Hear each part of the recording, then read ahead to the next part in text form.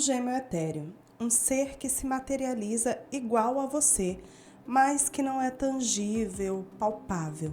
Um mímico que repete os seus movimentos e suga a sua energia vital, te deixando fraco e letárgico. Um gêmeo do mal que é para muitos um presságio de morte, um doppelganger. Mas e se esse mito se materializar na vida real? Se alguém real, palpável e tangível, que é exatamente idêntico a você, quiser tirar sua vida? Oi, eu sou a Nelly, sejam todos muito bem-vindos ao Creep On. Esse canal que se dedica inteiramente a falar sobre mistérios, histórias sombrias e crimes reais. No episódio de hoje, Doppelganger e a sósia do mal de Khadija, ou o assassinato Doppelganger.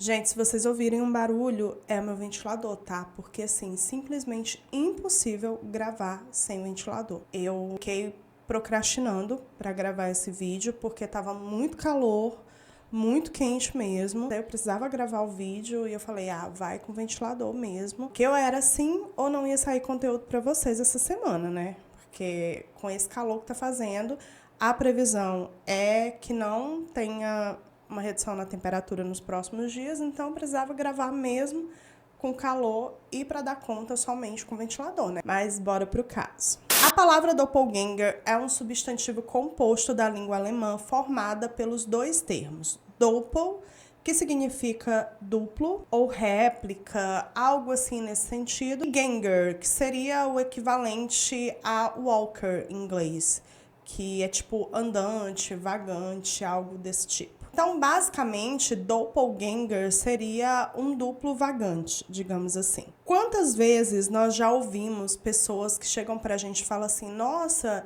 eu te vi em tal lugar, e na verdade você estava em outro lugar totalmente diferente daquele que a pessoa disse ter te visto naquele momento. Ou mesmo alguém que chega pra você e diz que viu ou conhece alguém que é idêntico a você, que é extremamente parecido. A cultura popular vai nos dizer que nós temos pelo menos 7 sósias espalhados pelo mundo. Mas na mitologia de muitas civilizações existe uma lenda, um mito que tenta explicar esse tipo de situação. Na mitologia egípcia antiga, por exemplo, um Ka é uma espécie de duplo espiritual tangível que tem as mesmas memórias e sentimentos da pessoa a quem está ligado, né, a quem é pertencente. Na mitologia nórdica, um Vardøger é um duplo fantasmagórico que é visto realizando as ações da pessoa com antecedência. Já na mitologia finlandesa, esse mesmo padrão é chamado de Eteinen. Muitos países de maioria muçulmana têm o conceito do Karin. Karin seria um espírito duplo potencialmente benevolente ou prejudicial do mesmo sexo, raça e temperamento paralelo da pessoa que está se conectando. Então, basicamente, ele seria uma pessoa igual a você, mas com um temperamento oposto ao seu. Se você é uma pessoa good vibes, de boas, legal, gente finíssima, ele vai ser exatamente o contrário do que você é. Se você é um cara perverso, maquiavélico, ruim mesmo, ele vai ser uma pessoa good vibes. O Karin, ele vai ter filhos que vão ser os espíritos duplos dos filhos da pessoa a quem ele está conectado. Então, por exemplo, o seu Karin vai ter filhos que vão ser os duplos dos seus filhos. Mas em alguns lugares, essa mesma lenda do Karin diz que ele é do sexo oposto à pessoa a quem está conectada, a matriz dele. Então, se a pessoa é do sexo feminino, ele seria do sexo masculino e vice-versa. E quando o Karin, ele tem uma personalidade mais maquiavélica e tal, ele tenta persuadir a sua matriz a fazer coisas meio ruins, sabe? É tipo, a quebrar as regras. Então ele é meio que aquele diabinho que fica assim no ouvido da pessoa, falando pra ela fazer coisas ruins. Em algumas outras culturas, o Karin vai ser retratado como um demônio que existe dentro de todos nós. Ele reside no nosso sangue e no nosso coração. E ele vai sempre tentar nos persuadir a fazer coisas ruins. Seguindo esse padrão mítico a respeito de um duplo, do mal, a gente vai para a cultura germânica, a cultura alemã, e lá nós temos temos o conceito de doppelganger. O doppelganger, basicamente, é uma réplica de cada um de nós. É como se cada um de nós tivéssemos um duplo etéreo.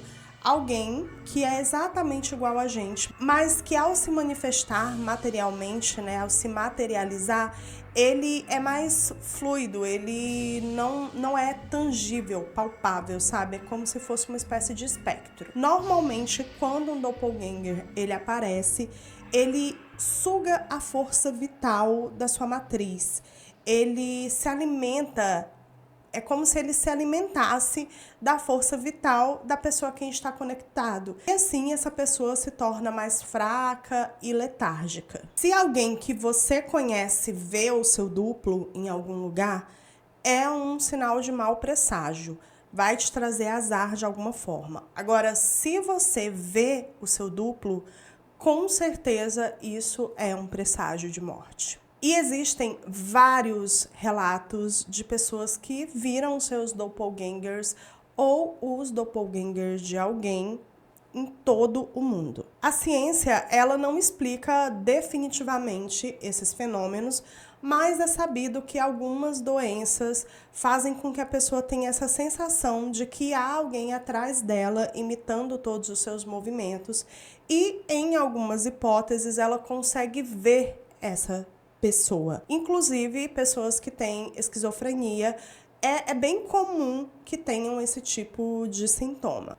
A eautoscopia é o termo utilizado na psiquiatria e na neurologia para definir essa sensação, né, esse fenômeno em que as pessoas conseguem ver a si mesmos. Pode ocorrer como um sintoma da esquizofrenia, como eu falei para vocês, e também em alguns casos de pessoas que têm epilepsia. E seria, sim, a hipótese científica mais atribuída para os casos de pessoas que viram os seus doppelgangers. Mas agora eu vou listar para vocês algumas pessoas muito conhecidas no decorrer da história que disseram terem visto os seus doppelgangers ou os doppelgangers de alguém que eles conheciam. Catarina a Grande. Catarina a Grande foi uma poderosa imperatriz da Rússia no século XVIII e conta-se uma história muito curiosa dela a respeito de um avistamento de um doppelganger. Certa noite, Catarina estava dormindo quando os seus servos a acordaram muito empolvorosos, dizendo que havia alguém sentada no seu trono. Na realidade, a pessoa que eles tinham visto era a própria Catarina. E é claro que ela não acreditou nisso, né? Ficou muito pé da vida, porque tinha ali uma pessoa tentando usurpar o seu trono, sentando no trono da grande imperatriz da Rússia, e ela foi lá para verificar e ver com os seus próprios olhos o que estava acontecendo. Chegando na sala do trono, ela teve uma imensa surpresa ao ver ela mesma sentada no seu trono ali, despreocupadamente, como se estivesse simplesmente vivendo sua vida. Ela entra em pânico e ordena que os guardas atirem naquela figura estranha que estava ali, porque não era ela, era alguém tentando usurpar o seu lugar. Eles atiram no doppelganger e quando os tiros passam por ele, ele simplesmente desaparece como fumaça e não se sabe o que aconteceu e nem para onde ele foi. O mais bizarro disso é que a Catarina veio a falecer não muito tempo depois disso. Percy Shelley, que para quem é fã de literatura de terror, vai lembrar pelo menos do sobrenome dele, porque o Percy Shelley era o marido da Mary Shelley, a escritora de Frankenstein, né, do livro Frankenstein. Inclusive tem uma edição do Frankenstein aqui, peraí que eu vou mostrar para vocês. Há alguns anos atrás saiu essa coleção, ela vendia somente em bancas de jornal e nas Americanas, e custava R$19,90. E aí tinha o Drácula, que era em 2 volumes, tinha A Volta do Parafuso, tinha o Monstro de Frankenstein. Eu não consegui comprar todos. E o mais legal é que você ia juntando eles e formava aqui uma caveira. Mas, infelizmente, eu não consegui comprar todos, porque eu mudei de cidade bem no meio dos lançamentos. E eu fui morar em uma cidade diferente, né? Depois eu voltei pra cá, né? Porque eu morava aqui, aí mudei pra outra cidade. E aí, não... Tipo assim, foi naquela época de adaptação, uma nova cidade, eu não sabia andar na cidade direito, acabei não conseguindo comprar todos. Mas é lindo. É muito bonito, ó. E tipo, super barato, R$19,90. Eu li o Frankenstein e, tipo, é incrível, velho. É muito foda a escrita da Mary Shelley e a construção do personagem, sabe? Do monstro que deveria ser o vilão e, na realidade, você se apaixona por ele. Tem muita reflexão, uma pegada filosófica muito grande. Então, assim, se você nunca leu, eu recomendo, tá? Só um parêntese aqui no meio desse vídeo que não tem nada a ver, mas é porque eu lembrei do meu livrinho. O Percy, ele era escritor também, ele era poeta, ele tem vários livros publicados, ele foi muito renomado na época.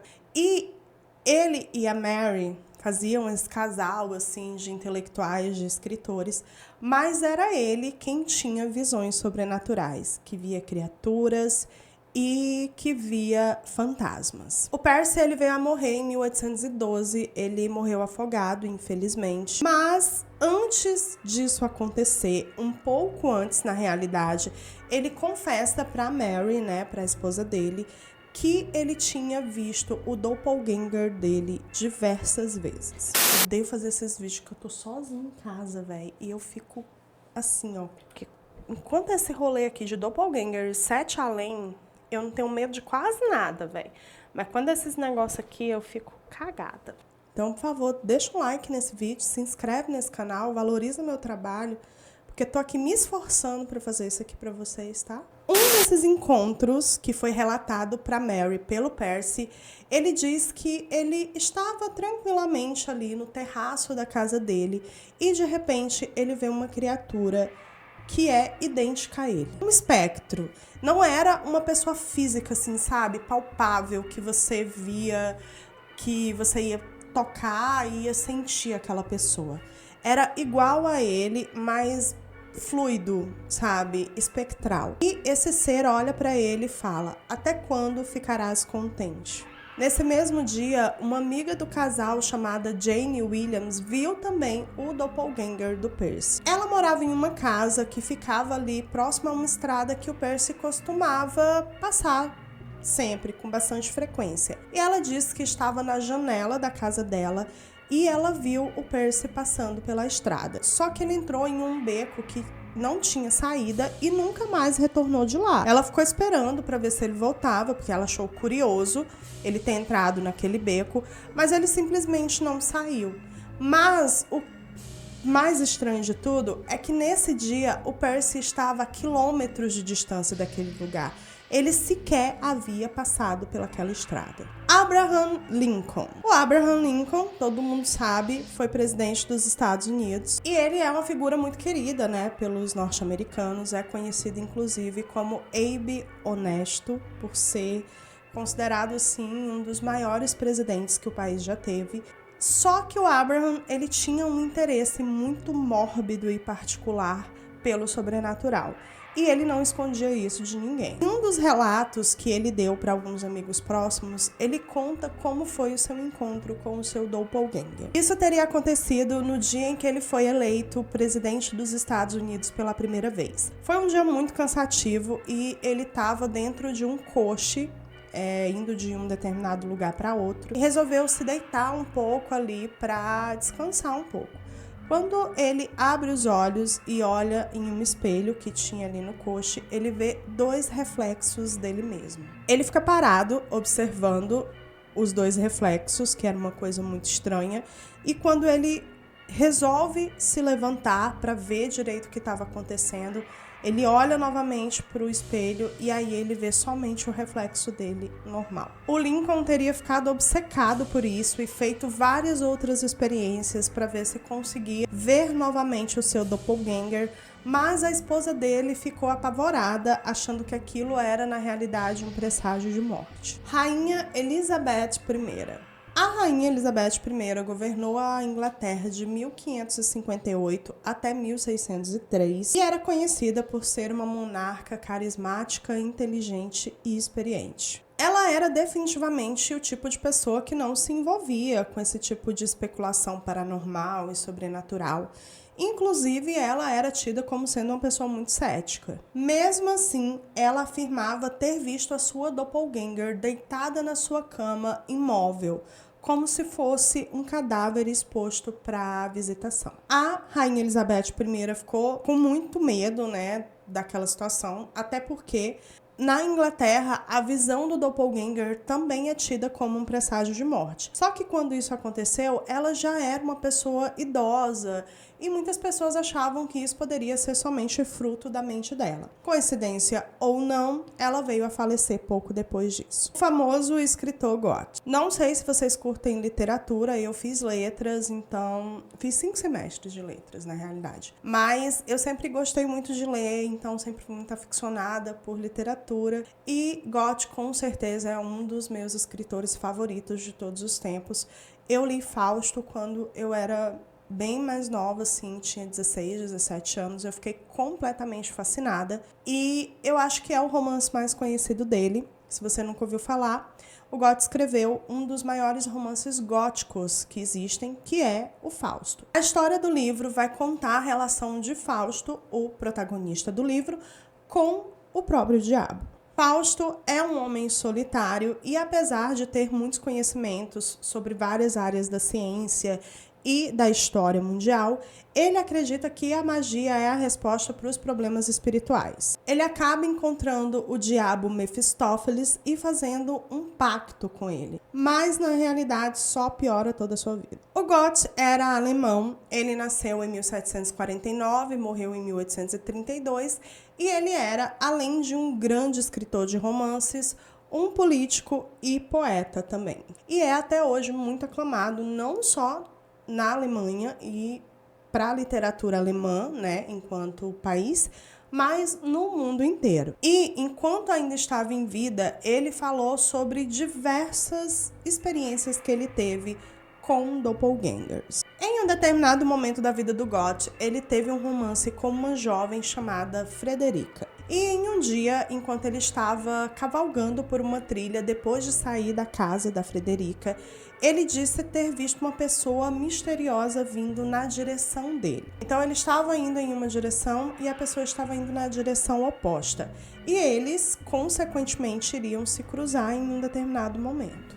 Quando isso acontece, quando eles se cruzam, o Goethe percebeu que era ele mesmo que ele estava vendo, mas com roupas diferentes. E depois disso, aquela aparição simplesmente sumiu. 8 anos se passaram e o Goethe foi novamente visitar a Frederica. E agora era na viagem de ida. Ele estava indo na direção oposta de quando ele havia visto aquela aparição, aquele doppelganger. E foi aí que ele percebeu que ele estava usando exatamente as mesmas roupas que ele tinha visto naquele ser misterioso 8 anos antes. O Goethe percebeu então que o que ele tinha visto era um vislumbre dele no futuro. Mas essa não foi a única vez que o Goethe relatou uma aparição de um doppelganger na sua vida. Ele tinha um grande amigo chamado Frederick. E um dia ele estava andando na rua e de repente ele viu o Frederick andando no meio da rua usando o roupão dele, do Goethe. Ele ficou meio sem entender aquela situação, né? Mas ele foi para casa. Chegando lá, ele encontra o Frederick na sua casa usando o seu roupão. O que aconteceu foi que o Frederick estava andando pela rua com as suas roupas normais e começou a chover.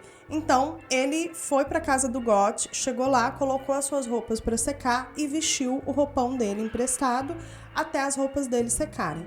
Só que ele não havia saído de casa com o roupão.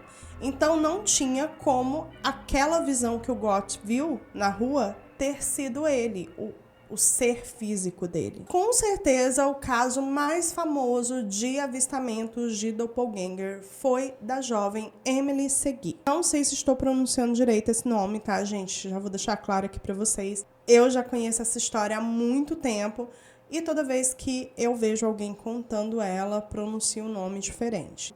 Eu vou contar pronunciando dessa forma e já pedindo desculpas para vocês se eu estiver falando errado. Essa história que eu vou contar para vocês agora se passa na Letônia no ano de 1845 em um pensionato só para meninas. Naquele ano em específico, 42 jovens iriam estudar naquele pensionato. Elas eram principalmente filhas de famílias nobres da Livônia, que é uma região histórica da Letônia. Entre elas estava a Julie, uma garota de 13 anos, que era a segunda filha do barão de Guildenstern. A Julie seria a pessoa que supostamente contou essa história para um escritor chamado Robert Dale Owen anos depois. O Robert acabou escrevendo um livro e nesse livro ele relata essa história.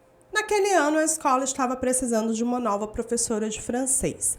E foi assim que, depois de algumas entrevistas, o diretor da escola contrata uma jovem de 32 anos, francesa, que vinha da cidade de Dijon, chamada Emily Seguí. A Emily tinha a pele muito clara, olhos azuis, cabelos castanhos, era alta e esguia. De caráter e temperamento, ela era amável, confiável e todo mundo ali na escola gostava muito dela. Tanto os outros professores, o diretor, quanto as alunas. Apenas algumas semanas depois que a Emily estava ali no pensionato, já trabalhando, começaram a surgir alguns boatos estranhos que envolviam ela. Por exemplo, às vezes ela era vista de um lado da escola conversando com uma aluna, quando outra aluna teria relatado que estava com ela em um jardim que ficava do outro lado da escola naquele mesmo momento. E isso meio que se repetia durante os dias, mas as pessoas achavam que as meninas podiam só estar confundindo os horários ou algo desse tipo. E ia passando.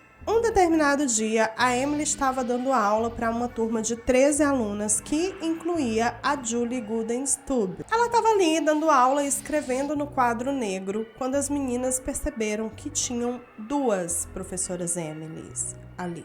Uma era a original e a outra era idêntica a ela, mas era mais fluida, mais espectral, repetia todos os seus movimentos, mas a professora original parecia não ver ela. Outro detalhe é que a Emily, de verdade, estava de fato escrevendo na lousa, enquanto a sua réplica só repetia os seus movimentos no ar, sem escrever absolutamente nada. As meninas chegaram a relatar isso para a professora, né, porque elas estavam meio apavoradas com a situação e elas falaram para a professora se a professora não estava vendo, mas a Emily disse que não tinha nada, que ela não estava vendo nada e que as meninas deveriam parar com aquilo e continuar fazendo as suas atividades. A Emily disse que achou que na realidade seria algum tipo de peça que as meninas estavam pregando nela, porque ela era professora nova, fazia pouco tempo que estava ali, e as meninas podiam estar só meio que zoando com a sua cara. Com o passar dos meses, esse tipo de aparição continuou acontecendo.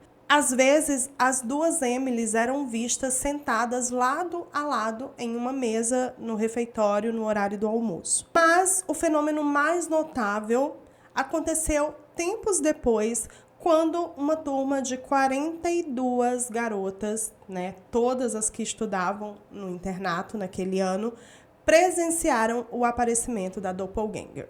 Era um dia de sol e a turma estava tendo aula de costura com uma outra professora. Pela janela da sala, elas conseguiam ver a sua professora de francês cuidando de um canteiro de rosas que ela havia plantado e costumava ficar ali nos seus momentos de folga, né, quando ela não tinha aula. As meninas estavam tendo ali sua aula, conseguiam ver a outra professora e tudo ok. Em um determinado momento, a professora de costura precisou sair da sala e as meninas ficaram sozinhas.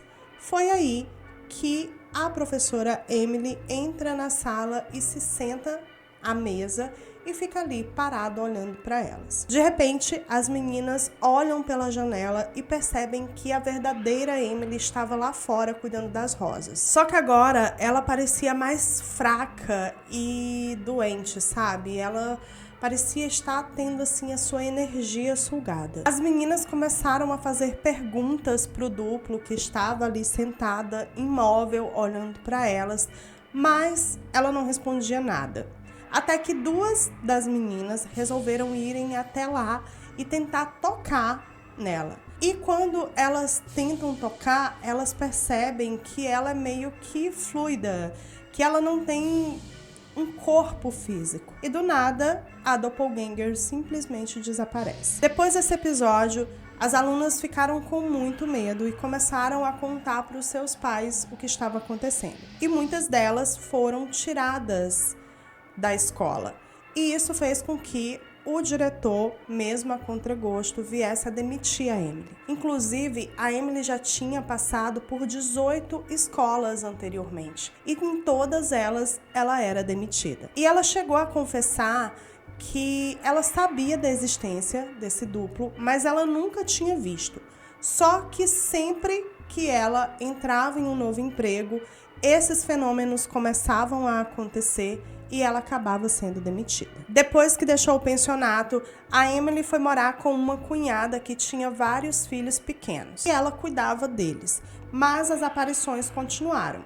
Isso porque a Julie, que foi quem relatou toda essa história, chegou a ir visitar a Emily e disse que os próprios sobrinhos dela falavam que tinham duas tias Emily. Posteriormente, ela teria se mudado para o interior da Rússia e ninguém mais ouviu falar da Emily Segui. Mas essa história era real? O que eu posso dizer para vocês é que a Julie Guldenstube realmente existiu.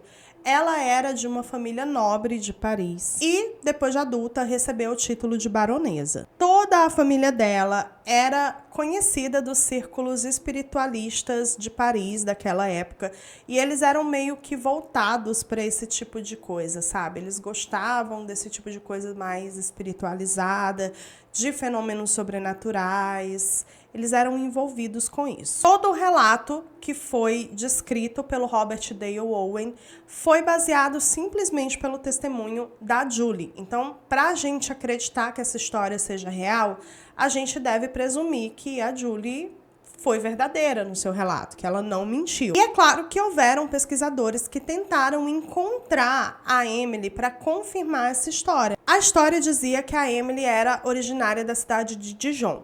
E os pesquisadores foram até Dijon para tentar descobrir se tinha algum registro de uma Emily Segui que nasceu em Dijon em 1813, né? Porque se ela tinha 32 anos no ano que ela trabalhou lá no pensionato, segundo a história, ela teria nascido no ano de 1813. Esses pesquisadores até conseguiram encontrar um registro de uma criança chamada Octavie Segui, que nasceu exatamente no dia 3 de janeiro de 1813. Eles acharam que se escrevia de um jeito diferente o sobrenome, mas a pronúncia era a mesma. Então, eles acharam que podia ser a mesma pessoa, que ou a Julie havia mudado o nome mesmo para proteger a identidade da professora, ou que ela havia se confundido, né, com o nome e também com a escrita, né? Fazia muitos anos que tinha acontecido, então ela poderia ter se confundido. É claro que é estranho que mesmo que ela tenha trabalhado em 18 outras escolas, nenhum outro relato tenha sido registrado no decorrer dos anos sobre essas aparições. Mas não se pode atestar se essa história é real mesmo ou não, né? Existe esse relato nesse livro. A baronesa de Guldenstube, né, a Julie, realmente existiu, mas bater o martelo dizendo que essa história é verdadeira ou não já é outra coisa, né? Pode ser que ela tenha só inventado uma história ou que o próprio Robert Dale Owen tenha criado um conto de terror, né? E tenha utilizado o nome da Julie para meio que dar veracidade a esse conto. Mas e se ao invés de relatos e histórias sobrenaturais, o seu doppelganger fosse uma pessoa real? Um sósia psicótico que resolvesse tirar a sua vida para forjar a sua própria morte. Isso realmente aconteceu. E aconteceu bem recentemente, na Alemanha, em 2022. Em agosto de 2022, o corpo de uma jovem foi encontrado dentro de um Mercedes abandonado no sul da Alemanha. A princípio, a polícia acreditou que se tratava de Sharaban K., uma esteticista de família alemã-iraquiana de classe média alta que havia recém se divorciado. Após o divórcio, Sharaban havia voltado a morar com os pais dela. Naquele dia, ela saiu de casa, uma cidade menor que ficava a cerca de 1 hora de Munique, dizendo que iria se encontrar com seu ex-marido para resolver algumas coisas. A viagem não era uma viagem longa, era cerca de 1 hora da cidade em que a Sharaban morava até Munique, mas ela estava demorando muito para voltar. e foi por isso que a família dela resolveu contatar as autoridades. Quando a polícia começa a procurar pela Sharaban, elas encontram o carro dela em um estacionamento ali em Munique e o corpo dela no banco traseiro do carro. A vítima foi brutalmente esfaqueada mais de 50 vezes e o rosto estava irreconhecível. A família, que foi chamada para reconhecer, a vítima, para confirmar se era ou não a Sharaban, conseguiram fazer o reconhecimento pelas roupas, pelo cabelo, pela cor do cabelo, e o jeito do cabelo, pela altura, a cor da pele, o corpo. Eles acabaram dizendo que era sim a Sharaban, que era a filha deles. A polícia inicia uma investigação, porque obviamente se tratava de um homicídio, e a família vive ali o seu luto pela sua filha de 23 anos. Ao fazer a necrópsia, a polícia encontra algumas inconsistências e resolve fazer um exame de DNA para confirmar a identidade da vítima. E o plot twist da história é que não se tratava do corpo da Sharaban, e sim de uma outra jovem, também de 23 anos, de origem argelina e naturalizada alemã, chamada Khadija O. Os sobrenomes não estão sendo ditos aqui, tá, gente? Porque existe realmente, uma cultura de privacidade muito grande na Alemanha e não foi divulgado os sobrenomes dela. A polícia começa a investigar e chega à conclusão de que a Sharaban seria a principal suspeita do homicídio da Khadija. Foram cerca de 6 meses de investigação e a polícia chegou à conclusão de que a Sharaban havia matado a Khadija para tentar forjar sua própria morte. O que aconteceu, segundo as investigações, é que Sharaban, após se divorciar, volta a morar com os pais, que eram muito rígidos pela cultura deles mesmo, e ela não conseguia viver ali sua vida. Ela era esteticista, o ex-marido dela, tinha um salão de beleza e eles tinham um padrão de vida razoável, sabe? Um padrão de vida até que bem interessante. E ela queria meio que curtir a vida dela depois do divórcio, mas a família dela prendia muito ela por questões culturais. E ela não queria mais ter que vivenciar isso. O que ela resolve fazer? Cortar os laços com a família e viver a vida dela? Não.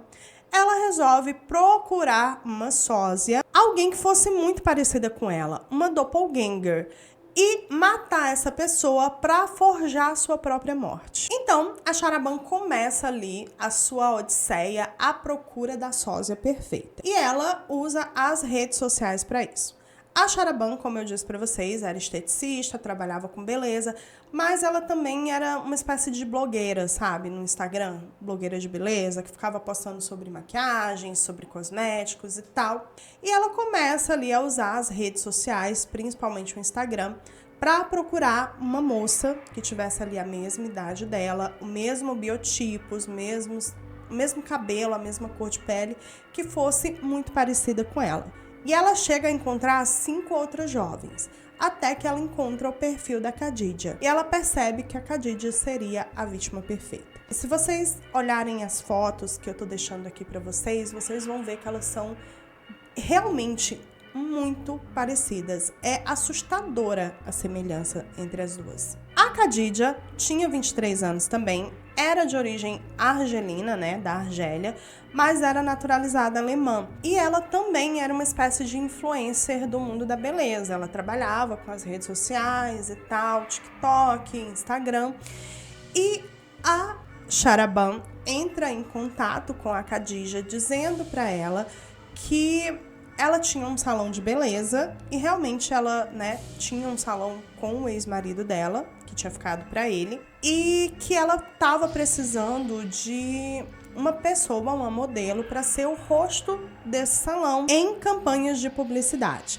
Então ela entra em contato com a Khadija, fala sobre o salão, provavelmente tinha fotos, ela tinha fotos do salão, porque o salão de fato existia. E aí ela começa a conversar sobre esse trabalho, que seria uma transação comercial. A Khadija iria divulgar o estabelecimento, receberia um cachê por isso e também vários produtos cosméticos. Acredito que isso seja um rolê normal para quem trabalha como influencer de beleza e tal, né, que ganham muitos cosméticos e tudo mais para fazer divulgações. Então ela receberia um valor em dinheiro e também esses produtos para cabelo, né, para pele e tal. E as duas marcam um encontro. No dia do crime, quando a Sharaban sai de casa dizendo que vai se encontrar com o ex-marido, na realidade ela estava indo se encontrar com a Khadija. A Sharaban tinha um cúmplice, um cara chamado Shekir K. E nas fontes que eu encontrei sobre esse caso, não deixa muito claro qual que era a relação entre os dois. Em alguns lugares diz que ele era o namorado dela, em outros lugares diz que ela tinha um outro namorado, que não era ele, mas que ele era apaixonado por ela e ela ficava com ele de vez em quando, né? Então, assim, eu não consigo dizer pra vocês, por A mais B, qual que era a relação que eles tinham. O fato é que ele se envolveu com a Sharaban, de alguma forma, e recebeu um valor em dinheiro também para ajudar ela a cometer esse crime. E no dia do crime, eles dois vão se encontrar com a Khadija. Em algum momento durante o encontro, os investigadores acreditam que eles entraram em uma floresta onde a Khadija foi esfaqueada 50 vezes. Os ferimentos no rosto dela foram tão graves que ela ficou completamente irreconhecível. A Sharaban e o Shekir então pegam a Mercedes da Sharaban, deixam abandonada ali naquele estacionamento onde ele foi encontrado, que era um local meio isolado, e deixam o corpo da Khadija lá. Quando a polícia encontra o corpo e faz o DNA, né, porque obviamente haveria uma investigação, já que se tratava de um homicídio, né, encontrar um corpo com várias perfurações de faca no rosto, dentro de um carro abandonado, né, sem indícios de roubo ou nada assim, com certeza iria abrir um inquérito e fazer uma investigação. E quando a polícia descobre que não era a Sharaban e sim a Khadija, eles começam a procurar, né, nas redes sociais dela, em todos os locais que eles pudessem procurar por pistas, e é aí que eles chegam às conversas entre a Sharaban e a Khadija e percebem que ela poderia sim ser a assassina da Khadija, faria muito sentido. E eles formam a teoria de que o que a Sharaban queria era forjar a sua própria morte para ficar livre da sua família, viver a vida dela como ela quisesse. E aí eles também começam a entrar nas redes sociais da Sharaban, né? E percebem que a Khadija não foi, assim, a primeira pessoa que ela tinha especulado para cometer esse crime. Ela estava pesquisando há dias alguém que pudesse ser a vítima perfeita. Várias outras mulheres estavam ali na lista dela. A arma do crime nunca foi encontrada, mas após 6 meses de investigação, a polícia consegue encontrar a Sharaban, eles localizam ela e ela é presa e acusada pela morte da Khadija. Eles também conseguem prender o cúmplice dela, né? E ele confessa tudo e diz que foi tudo um plano da Sharaban para poder fugir da própria família. O porta-voz da polícia disse em uma entrevista sobre o caso, abro aspas, a vítima foi morta com mais de 50 facadas e seu rosto ficou gravemente ferido. Isso foi brutal ao extremo. Foi um caso extraordinário que exigiu todas as habilidades dos investigadores. Não temos um caso como esse todo dia, especialmente com uma reviravolta tão espetacular. No dia em que encontramos o corpo, não esperávamos que ele se desenvolvesse assim. Fecho aspas. E é isso, gente. Eu espero muito que vocês tenham gostado do episódio de hoje do Creep On. Um beijo pra vocês e até o próximo episódio.